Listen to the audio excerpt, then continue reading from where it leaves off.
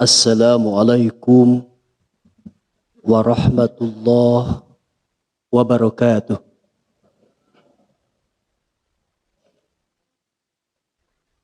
Alhamdulillahilladzi an'amana bi ni'matil islam al iman. Wassalatu wassalamu ala sayyidina Muhammad sayyidul anam. Asyhadu an la ilaha illallah wahdahu la syarika lahu wa asyhadu anna Muhammadan abduhu wa rasuluhu la nabiyya ba'dah. Hadirin jamaah salat duhur yang insyaallah dimuliakan oleh Allah Subhanahu wa taala. Alhamdulillah wa syukrulillah, pada siang ini kita masih diberikan nikmat iman dan nikmat Islam. Walaupun mungkin pada saat ini diri kita, keluarga kita sedang diuji oleh Allah Subhanahu wa taala berupa sakit. Kita mohon kepada Allah Subhanahu wa taala semoga saudara-saudara kita, termasuk kita yang sedang diuji Allah Subhanahu wa taala, diberi kesabaran oleh Allah Subhanahu wa taala. Dan kita mohon kepada Allah, semoga saudara-saudara kita yang sedang sakit diangkat penyakitnya oleh Allah Subhanahu wa taala. Dan kita pun mohon kepada Allah, semoga sakit yang diderita menjadi pelebur dosa dan kesalahannya. Amin ya Allah ya rabbal alamin. Ma'asyiral mu'minin rahimakumullah. Ada satu permintaan, Pak. Permintaan dari iblis kepada Allah. Dan ternyata permintaan itu dikabulkan Allah. Apa permintaan iblis? Qala. Iblis berkata, iblis berdoa kepada Allah, Rabbi, ya Tuhanku. Di sini iblis itu beriman kepada Allah, Pak ya, sebagai Rabb. Fa'angdirni, beri tangguhlah aku, kata iblis, ila yaumi yub'asun, sampai hari manusia dibangkitkan. Ini doa iblis kepada Allah agar iblis tidak dimatikan Allah sebelum umat manusia dibangkitkan oleh Allah Subhanahu wa ta'ala. Dikabulkan, Pak. Ada yang ingin doa seperti ini? Enggak ada, Pak ya. Kita udah usia, ya saya udah 53, Pak. Udah terasa, Pak. Ternyata dikabulkan Allah Subhanahu wa taala agar iblis tidak ditangguhkan kematiannya sampai umat manusia dibangkitkan oleh Allah Subhanahu wa taala. Qala, Allah berfirman menjawab permintaan iblis tersebut. Apa jawaban Allah? Fa innaka minal mudzorin. Sesungguhnya kamu, kata Allah, termasuk golongan orang-orang yang diberi tangguh. Jadi kalau kumpul iblis sampai sekarang dari zaman Nabi Adam banyak nggak, Pak? Banyak, Pak ya. Luar biasa banyaknya. Karena mereka ditangguhkan Allah sampai mereka melihat kita dibangkitkan oleh Allah Subhanahu wa taala. Apa tujuan iblis untuk ditangguhkan oleh Allah Subhanahu wa taala? Hanya satu, Pak, nggak banyak-banyak. Kalau kita doa kepada Allah banyak nggak, Pak? Banyak. Boleh? Boleh.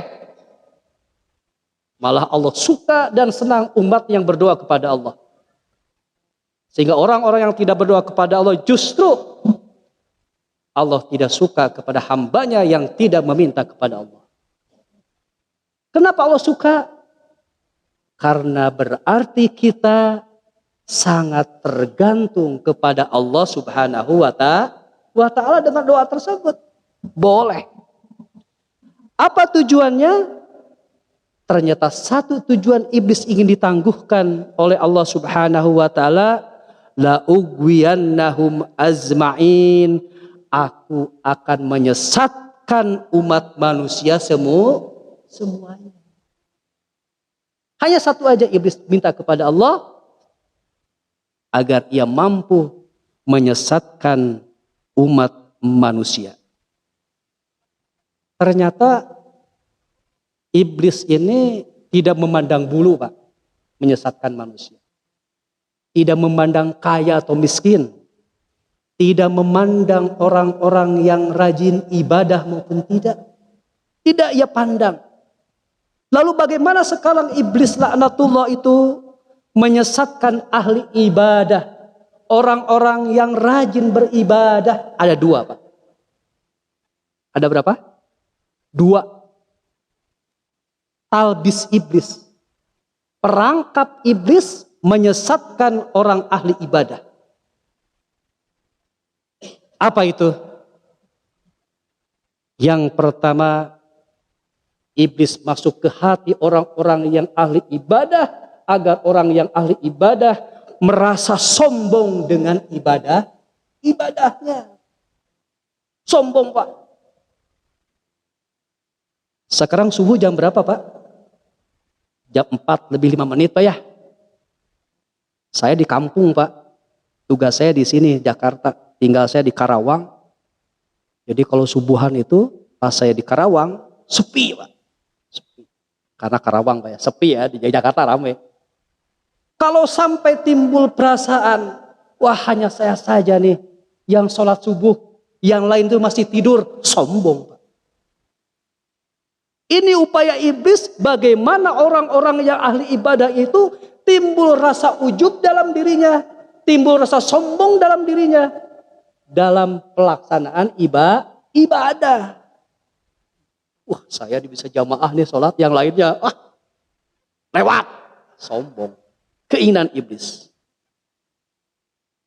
Dan perlu diingat ketika kita ngaji, Pak, ya, dulu kan ngaji kita, ya. Apa yang menyebabkan iblis dilaknat Allah Subhanahu wa Ta'ala? Ternyata iblis dilaknat oleh Allah Subhanahu wa Ta'ala merasa ana khairu minhu. Saya, kata iblis, lebih mulia daripada Adam. Sombong, Pak. Khalaqtani min nar. Aku diciptakan dari api, wa khalaqtahu min tin, sedangkan dia diciptakan dari tanah. Sombong.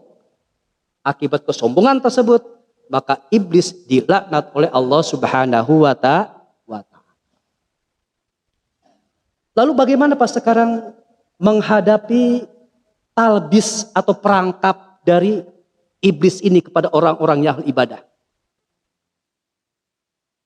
Upaya yang bisa kita hadapi, yang bisa kita lakukan untuk menghadapi itu semua adalah kita harus merasa yakin bahwa kita tidak dijamin husnul khotimah. Izin Bapak Jenderal, saya di atas. Apa ada, Pak, di antara kita yang merasa dijamin akan husnul khotimah? Ada? Coba. Enggak ada, Pak, ya? Sama, Pak. Tidak ada, Pak. Kita lihat pengalaman, Pak. Orang yang ahli ibadah, Pak, ternyata meninggalnya na'udzubillahi min dzalik ketika di diskotik. Na'udzubillahi min dzalik. Tetapi sebaliknya, Bapak, yang insya Allah dimuliakan Allah. Orang yang sangat benci dengan Rasulullah ketika ia belum masuk Islam, Umar bin Khattab, berubah 180 derajat membela Rasulullah. Sampai-sampai ketika ada berita Rasulullah SAW meninggal, apa yang dikatakan Umar? Barang siapa yang mengatakan Nabi Muhammad meninggal, maka ia akan saya tebas lehernya. Karena begitu sayangnya Umar bin Khattab. Oleh karena itu Bapak yang insya Allah dimuliakan Allah Subhanahu wa Ta'ala, mari kita tanamkan dalam diri kita bahwa tidak ada jaminan kita husnul khotimah, sehingga kita tidak akan merasa sombong dengan ibadah yang kita lakukan. Mohon maaf Pak, boleh minum Pak ya? Izin Pak.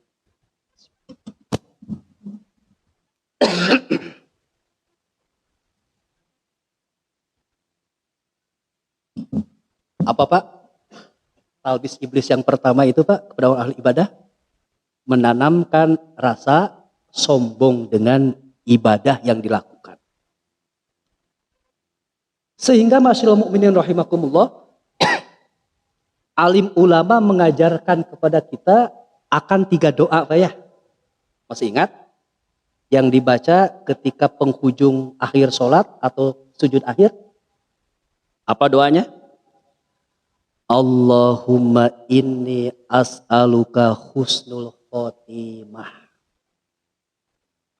Ya Allah, aku meminta kepadamu husnul khotimah. Yang kedua, Allahumma rzuqni taubatan nasuhah qoblal maut. Ya Allah, berikanlah kepada hamba rezeki taubatan nasuhah sebelum wafat. Dan doa yang ketiga yang diajarkan Rasulullah, kalau tadi doa yang 2 ini Pak memang ini dari ulama Pak ya. Sedangkan doa yang ketiga diajarkan Rasulullah sallallahu alaihi wasallam, Allahumma ya muqallibal qulub sabbit qalbi ala dinika. Ya Allah, zat yang membolak-balikan hati, tetapkanlah hati hamba kepadamu. Itulah doa yang diajarkan ulama dan Nabi agar kita bisa husnul khotimah. Tiap kali kita sholat pun kan berdoa apa ya? Dalam Al-Fatihah kan? Ihdinas siratal mustaqim. Tunjukkanlah kami ke jalan yang lurus. Salah satunya apa? Jalan yang menuju ketika kita meninggal dunia, harapan kita husnul khotimah. Amin ya Allah ya Rabbal alamin. Setelah kita menyadari bahwa tidak ada yang menjamin kita meninggal dalam husnul khotimah, maka kita pun harus sadar tidak ada ibadah yang sempurna. Betul nggak Pak? Ada nggak di antara kita tadi sholat duhur merasa ibadahnya sempurna? Cung Pak? Tidak ada Pak. Sehingga Rasulullah SAW mengajarkan kepada kita setelah selesai ibadah sholat, kita membaca istighfar. Umumnya istighfar itu dibaca ketika kita berbuat dosa Pak ya. Dosa, kesalahan, astagfirullah. Sholat dosa bukan Pak? Bukan. Tetapi itu sebagai perwujudan kesadaran bahwa ibadah sholat yang kita lakukan tidak sempurna, sehingga pasca sholat kita beristighfar kepada Allah Subhanahu wa Ta'ala. Itu talbis atau perangkap setan agar orang ahli ibadah itu ada hatinya merasa sombong dengan ibadah yang dilakukan. Itu yang pertama Pak. Perangkat yang kedua yang disiapkan iblis kepada orang-orang yang ahli ibadah adalah orang ibadah itu selalu didorong-dorong oleh iblis agar berlebih-lebihan dalam beribadah. Al-ghuluwah. Berlebih-lebihan. Bapak ingat gak Pak? Waktu kita ngaji dulu Pak ya. Ini kan saya lihat insya Allah ahli ibadah semua ya. Amin ya Allah ya Rabbal alamin. Kan ada 3 orang Pak datang kepada Rasulullah. Rasulullah tidak ada yang nerima istri beliau, Siti Aisyah radhiyallahu anha. Bertanya tentang bagaimana ibadah Nabi. Diceritakan oleh Aisyah seperti ini. Sehingga orang yang pertama mengatakan, kalau demikian saya tidak akan pernah tidur selama hayat saya untuk melaksanakan sholat malam. Semangat Pak. Yang satu lagi bilang apa? Saya pun tidak akan pernah meninggalkan puasa sunnah sepanjang hidupku. Dan yang ketiga, saya tidak akan menikah. Yang ketiga-tiganya motivasinya adalah untuk ibadah kepada Allah Subhanahu wa Ta'ala. Apa tanggapan Nabi ketika mendengar niatan ketiga orang tersebut? Nabi tidak membenarkan orang-orang seperti itu. Karena apa? Karena perbuatan orang tersebut itu termasuk golongan orang-orang yang guluwah, orang-orang yang berlebihan dalam beribadah. Rasul mengatakan, inna dina yusru. Sesungguhnya agama ini mudah, kata Rasulullah. Wala yusaddad dina ahadun. Tidak ada orang yang bersikap berlebih-lebihan dengannya, illa ghalabah, kecuali ia akan terkalahkan. Maksudnya apa? Kita tidak akan pernah istiqomah kalau kita beribadah dengan ibadah yang berlebih-lebihan. Apalagi kalau kita yang awam gini Pak. Baca Al-Quran sekali 3 juz. Tapi hanya semalam itu, lainnya tidak. Kenapa? Merasa berat.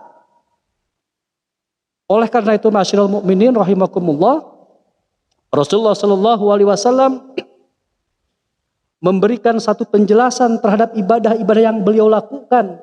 Ya ayuhan nas, wahai manusia, kata Rasulullah, alaikum min amali, kerjakan amal kalian, matutikun, yang kalian sanggup melakukannya. Yang sanggup aja Pak. Tetapi ini terkait dengan ibadah sunnah. Ini ustadz dari Angkatan Darat bilang, Rasulullah mengatakan ibadahlah yang sanggup kamu mengerjakan. Saya sholat isanya cukup 1 rakaat saja karena saya tidak sanggup. Nggak boleh. Ibadah-ibadah kewajiban yang kita lakukan dari Allah semuanya sudah diukur akan kita sanggup melakukannya. Sehingga yang dikatakan Rasulullah itu kalian sanggup mengerjakannya terkait dengan ibadah-ibadah sunnah. Agar apa? Agar kita termasuk orang yang dicintai Allah. Habbul a'mali ilallahi ta'ala, amalan yang paling Allah cintai, kata Rasulullah, adwamuha wa inqala, adalah yang paling continue, terus menerus, istimroliyah, dikerjakan meskipun sedikit. Kuncinya Pak ya, kunci agar kita terhindar dari talbis iblis. Kita mohon kepada Allah Subhanahu wa Ta'ala, semoga kita yang hadir di tempat ini termasuk orang-orang yang kita cintai, masuk dalam golongan orang-orang yang husnul khotimah. Kita mohon kepada Allah Subhanahu wa Ta'ala, semoga kita pun nanti mampu mempertanggungjawabkan semua perbuatan dan amal kita selama di dunia ini. Kita berharap dan bermohon kepada Allah, semoga saudara-saudara kita di Palestina yang sedang diuji oleh Allah Subhanahu wa Ta'ala diberikan kesabaran oleh Allah Subhanahu wa Ta'ala. Amin ya rabbal alamin. Kurang lebihnya mohon maaf. Akhirul kalam, assalamualaikum warahmatullahi wabarakatuh.